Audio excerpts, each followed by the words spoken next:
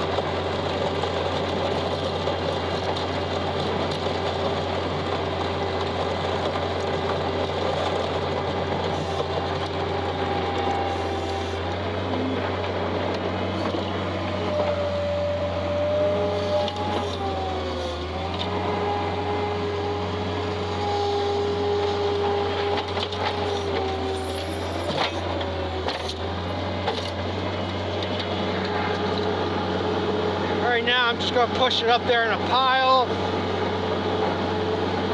I don't know any easy way to get it loaded up.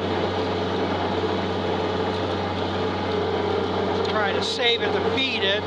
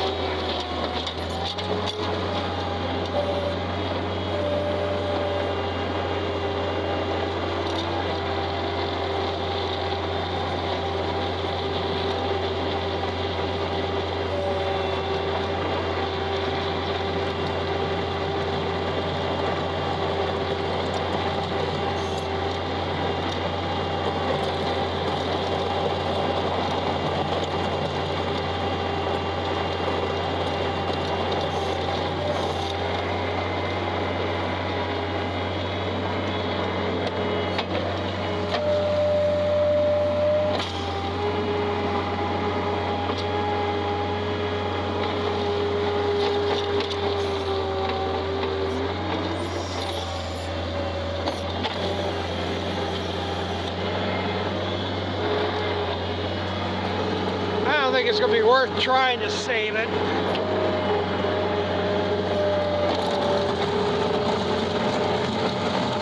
Under scraping all this other shit up in with it. It's still got all the twine mixed in it now, and I have to try to separate that out.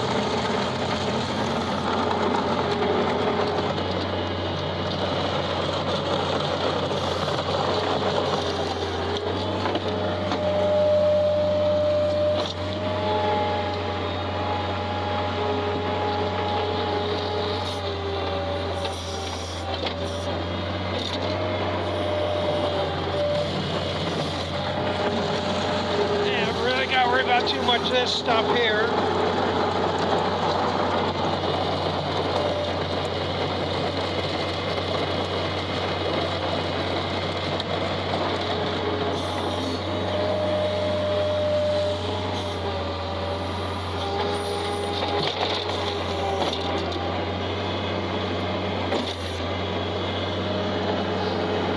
Like I say, by the time I have to try to sort all that twine out and stuff, probably not worth the effort.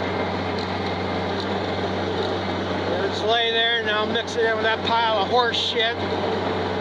See what twine I can get out of it. And then the rest of the beaters will sort it out and I have to cut it off that. So I haven't pay attention to doing. I'm going to check them bales a little closer and might have to start using the pallet forks to go over and get them. So much fun. Well, I'm going to go on here with this series, basically the farm history, show a little bit of what is around this place, a little more details on some things.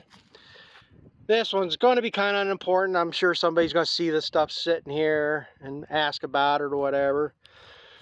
So I'll give a short backstory. I ain't going to tell much about it because, one, they're not mine, but these are my brother's tractors. They bought a 1010 John Deere at an auction. So it's easier to get back into the woods. Mainly use this one to pull limbs and stuff out of the woods to cut up. And that's what they bought it for, so they could haul their firewood. Thought they could gather sap with it, but this time of year, and you put we gathered that green tank over there. When we used to haul water for cows and stuff over there. I think that's a 325 gallon tank, but it's a little bit much for this to pull around.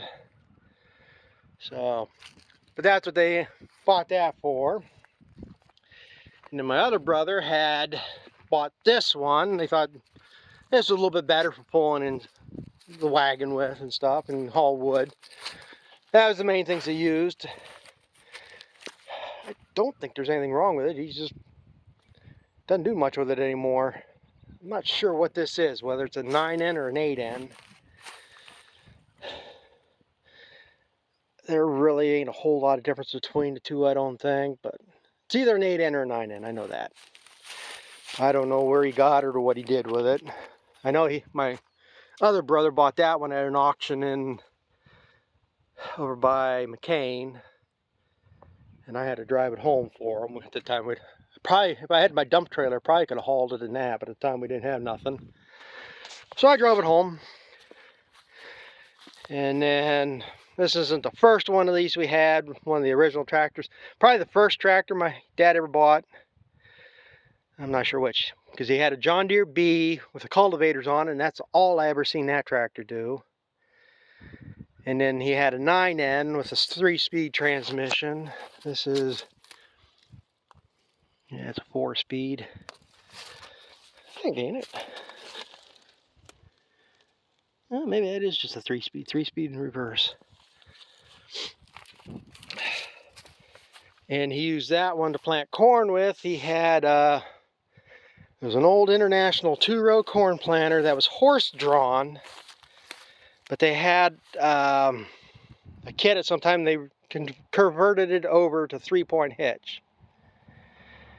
And that's the tractor he used for years to plant corn with, up to the early 80s, and we'll talk about that in our video, how progression of the corn planters. But we had that, and we had an 8N, and I know he bought it off the guy that was the son who had the heifer barn over there. It was that family, and I think that was so we had that at one time. Oh, Christ, that came out of New York? I didn't even know that. Sheridan, New York, this tractor was bought at. But anyway, like I said, we've had an 8N and 9N over the years. And like I say, be based the same as this. I know the 8N had a 4-speed in the reverse, and this one 3-speed in reverse. The 9N we had was a 3-speed in reverse. So, but like I say, as you can see, these are good little tractors in the woods. But I think they wanted something bigger, was the main gist, to pull a tank to gather sap with.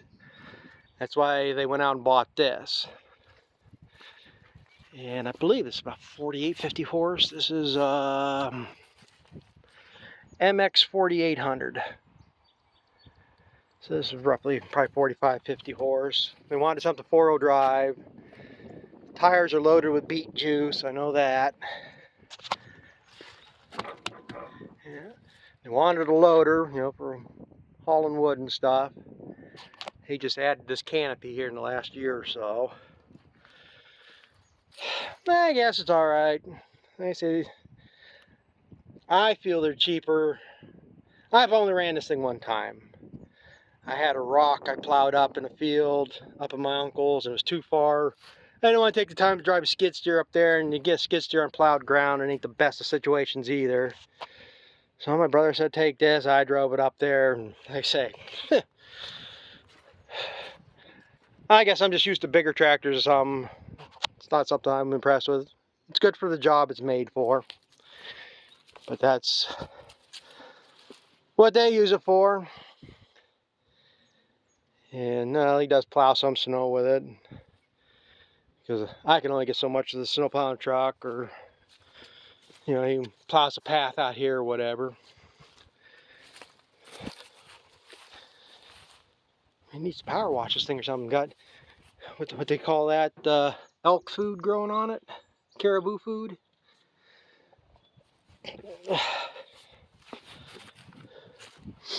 So I guess so far, like I say, that's going to be what I'll add this on to. I'll just leave this short. But these are the tractors we have that that are not mine, and a little history of some of the other ones we had like these back in time. I'll go through some of the other tractors in another video. I got an idea how I'm going to do that. And that's his brush hog. And it's like somebody commented about brush hogging that pasture area behind the heifer barn. Well, they normally do. I've gone out there with the disc bind. Years ago I used to mow that off and bale it up for bedding. But it seems like the grass has really gone out of it. It's just gotten more canary or goldenrod. That's what we try to do. Try to get it mowed down, try to get the other grass, but that is, it needs lime, probably bad. I mean, nothing's ever been, we used to spread manure on that years ago and had the heifers out there walking the pasture, but you know, it's been 15, 20 years and the seeding's just dying out of it. Problem is that it gets so damn wet in there. I mean, down where that field comes down below the barn there, all that area through over there to the woods, you're lucky to get across it right now, even with something like that. You know, four-wheelers would even leave a black streak up through there. And yeah, last year I don't know why they didn't do it last year. Last year we had the perfect weather to brush hog. We were dry most of the summer. Could have got in there at any time, but you know, they got other projects going on, golfing, bowling, softball, whatever's going on in different days of the week. So they just didn't do it last year. I didn't have the diesel fuel to waste to do it last year. I had the time, but didn't have the diesel fuel. Had to make sure I got feed put up. You got to pick your priorities. And like I say, if we did put anything in there, it's just, you'd never get it off. You know, you'd be waiting for it to freeze up, and like this year, we never even got any frost, hard frost on the ground really to be able to go. So you never get it off. So, but that's what we're gonna have to, probably should check into, see if there's a conservation district or anybody has a no-till drill. I know, well, they used to. I don't know if they do anymore. Used to be able to get a no-till drill to rent and maybe get in there and try to reseed something, but I guess you can consider it wildlife sanctuary right now. But so I guess I'll end that there right now and see what goes on the rest of the day.